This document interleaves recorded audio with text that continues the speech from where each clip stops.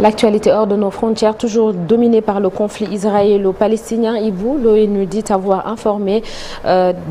été informé par Israël de l'ordre d'évacuer 1,1 million d'habitants du nord de Gaza vers le sud d'ici 24 heures. Exactement, Sornanata, il s'agit donc d'un ordre de relocalisation de quelques 1 million et plus d'habitants et vers le sud dont les 24 heures a indiqué donc hier à l'AFP le porte-parole du secrétaire général de l'organisation réclamant que cet ordre soit annulé. Plus de 423 000 personnes ont déjà été contraintes de fuir leur domicile dans la bande de Gaza en état de siège et pionné par l'armée israélienne, selon le Bureau de coordination des affaires humanitaires de l'ONU OCHA. Conflit israélo-palestinien, toujours le président Emmanuel Macron annonce son 13e mort français dans l'offensive des Hamas. Le président français a fait état d'un nouveau bilan et s'est engagé également dans une allocution personnelle à tout mettre en œuvre pour sauver les otages français, évoquant l'unité de la nation après avoir reçu les chefs du parti qui ont laissé filtrer certaines divergences. Au Gabon, coup d'État, après à la suite donc du coup d'État, l'épouse du président déchu Ali Bongo est détenue.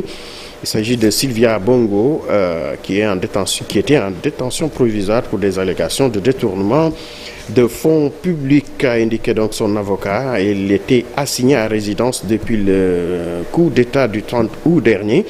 Et après une longue audience devant le juge, il a été décidé donc qu'elle devrait être placée en prison. Son avocat François Zimmeray a critiqué la décision et l'aurait qualifiée d'arbitraire et d'illégale. Relation Niger-ONU a s'étendue. Le secrétaire général donc, des Nations Unies, Antonio Guterres, qui regrette profondément l'ordre d'expulsion de la coordonnatrice de l'ONU au Niger donnée par le régime militaire et qui va entraver les opérations humanitaires, a déclaré son porte-parole, nommé à son poste de coordonnatrice en janvier 2021.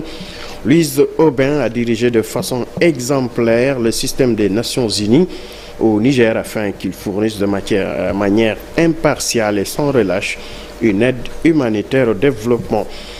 Microsoft, dans un litige d'arriérés d'impôts de 29 milliards de dollars, a annoncé donc l'annonce faite par les autorités américaines que la firme devrait payer plus de 28 milliards de dollars supplémentaires d'impôts pour la période de 2004-2013. L'intervalle revenu-service a vérifié la manière dont l'entreprise répartit ses bénéfices entre le pays et les juridictions.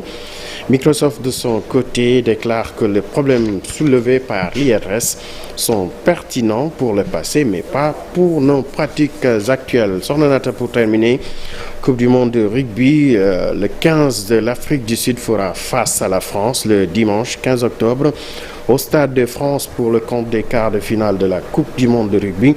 En Coupe du monde, donc, Français et Sud-Africains se sont affrontés à une seule reprise et c'était lors de la demi-finale du mondial 1995 qui avait vu les Springboks s'imposer 19-15 avant de remporter leur premier titre. Les triples champions du monde 95, 2007 et 2019 partent avec la faveur des pronostics. Cheikh Tidiane Diaw nous dira plus certainement sur la note. C'est cela. Merci beaucoup Ibou Diouf. Rendez-vous tout à l'heure pour l'actualité internationale toujours et ce sera en Wolof dans la